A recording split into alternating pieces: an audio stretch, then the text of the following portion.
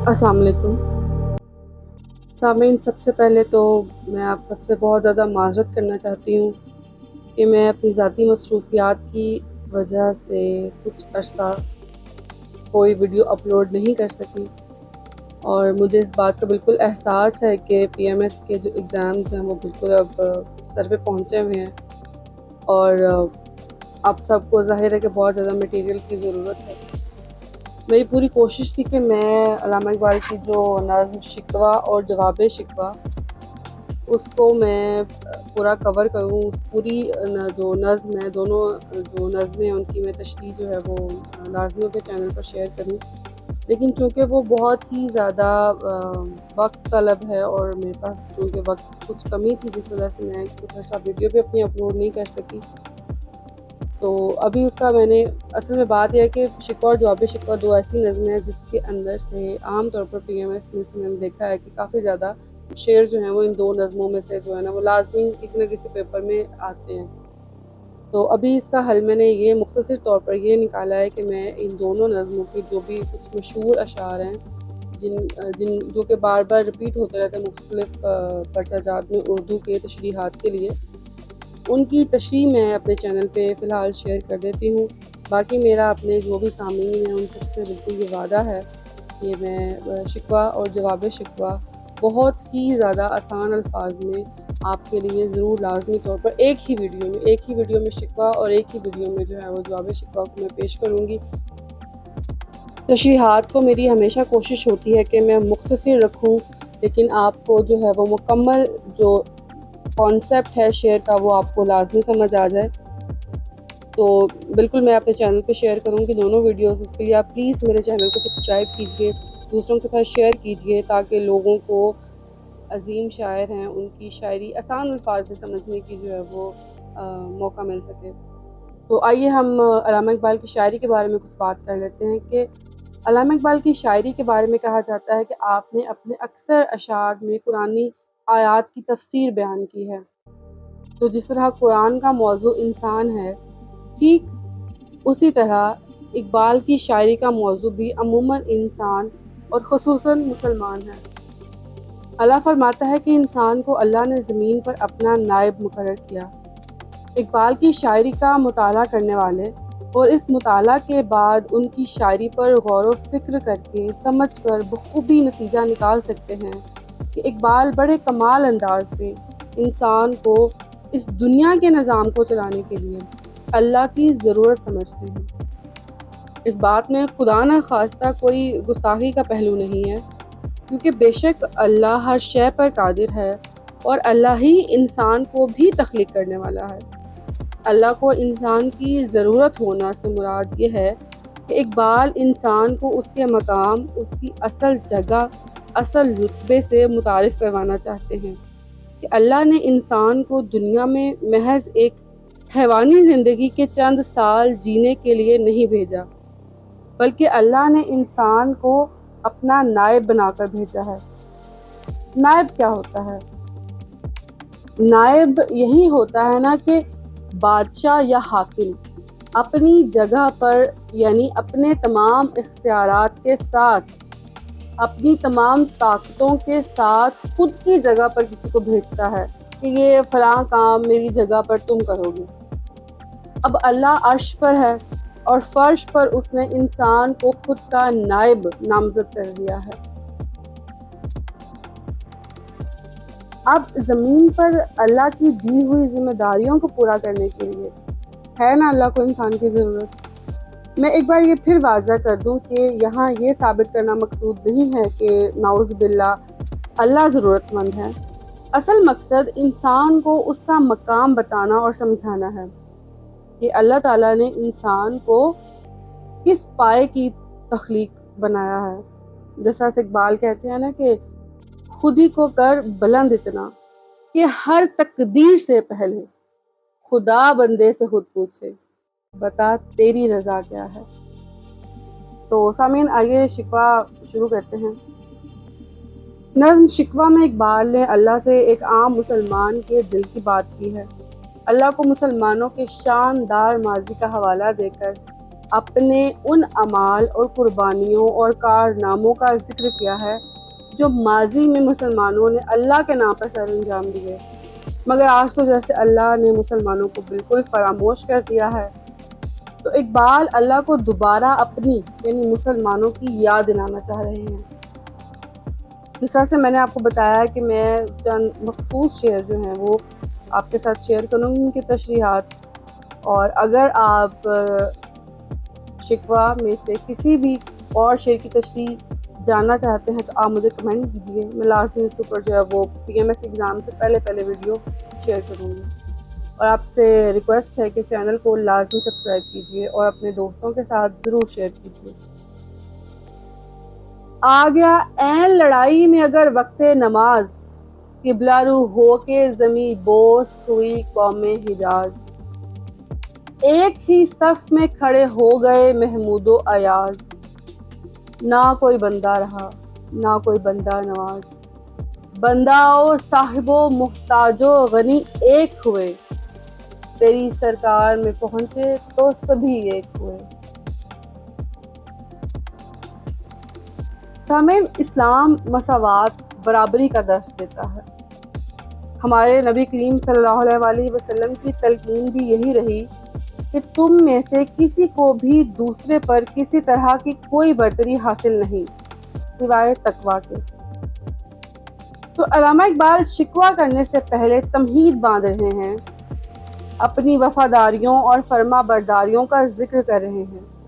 میں تو کہوں گی کہ جیسے احسان جتا رہے ہیں کہ ہم نے تیرے ہر طرح کے حکم کی پیروی کی، عین لڑائی میں یعنی جنگ کے دوران بھی جب تیری پکار بلند ہوتی ہے تو ہمیں بلاتا ہے، اس شدید خطرے میں بھی تیری پکار پر لبیک کہتے ہیں، سجدہ ریز ہونے میں وقت نہیں لگاتے، جبکہ وہ جنگیں بھی ہم تیرے ہی حکم کی تعمیل میں لڑ رہے ہوتے ہیں، نہ کہ خود کے نفع نقصان کے لیے۔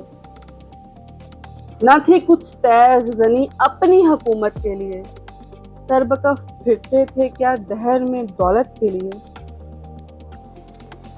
اس پر ہم نے تیری محبت اور تیری رضا اور خوشنودی کے لیے ہم نے اپنی ذات کو فراموش کر دیا، ہم نے ہر طرح کے تعصب سے آزاد ہو کر اپنے غلاموں کو اپنے ساتھ کھڑا کیا، تیرے حضور حاضری لگواتے ہوئے نہ تو کوئی آقا تھا اور نہ کوئی غلام تھا، سب کے سب فقط تیری بندگی میں ہاتھ باندھے کھڑے تھے۔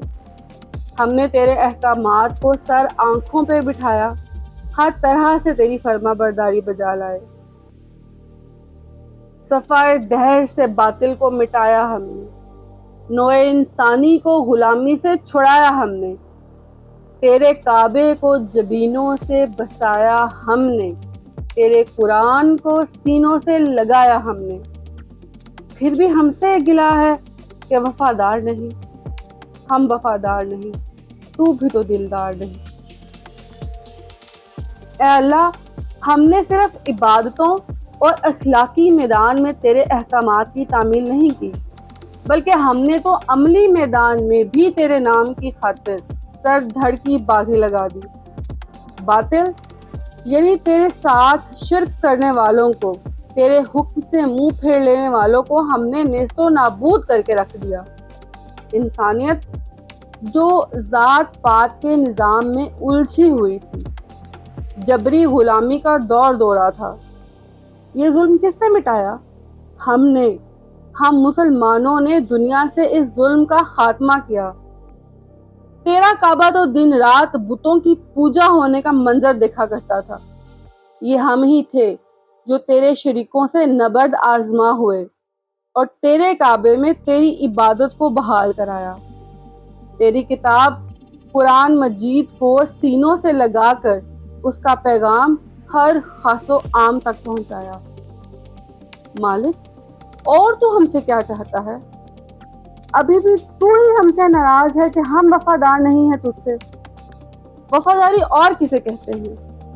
خود کی ذات، خود کی پہچان، خود کی شناخت سب فراموش کر کے خود کو تیرے رنگ میں رنگ کر تیرے نام، تیرے پیغام کی حرمت کی خاطر جی رہے ہیں۔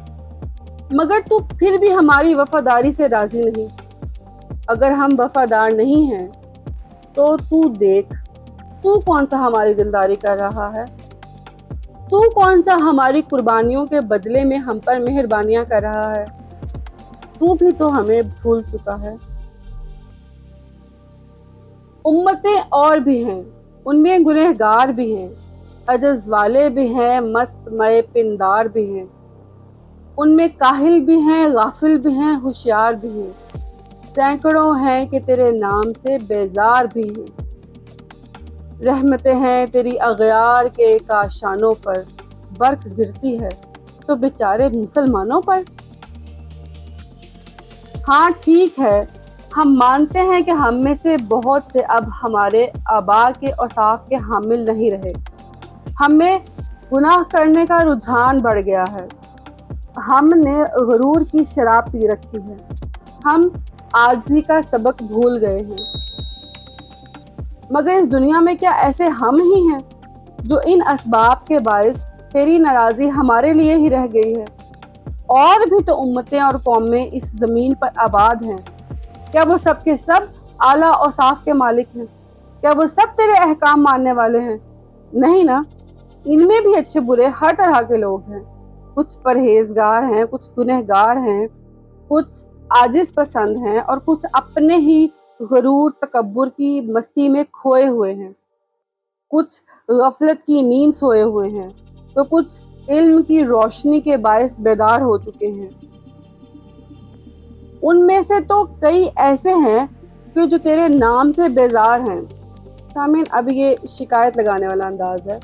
ان کے سامنے تو تیرا نام لے لیا جائے تو کانوں پر ہاتھ دے لیتے ہیں۔ وہ تو یہ تک ماننے سے انکاری ہیں کہ ان کا کوئی پیدا کرنے والا بھی ہے، مگر پھر بھی تیرے انعامات، تیری نوازشات انہی کے لیے ہیں۔ ہم اگر ہیں بھی برے اور کم ظرف مگر تیرے نام لیوا تو ہیں، مگر پھر بھی تیری ناراضی ہمارے لیے ہے۔ تمام مصیبتیں، آفتیں اور پریشانیاں مسلمانوں کے حصہ میں ہی ہیں۔ یہ شکایت نہیں ہے ان کے خزانے معمور، نہیں محفل میں جنہیں بات بھی کرنے کا شعور۔ کہہ تو یہ ہے کہ کافر کو ملے حور و قصور، اور بیچارے مسلمان کو فقط وعدہ حور۔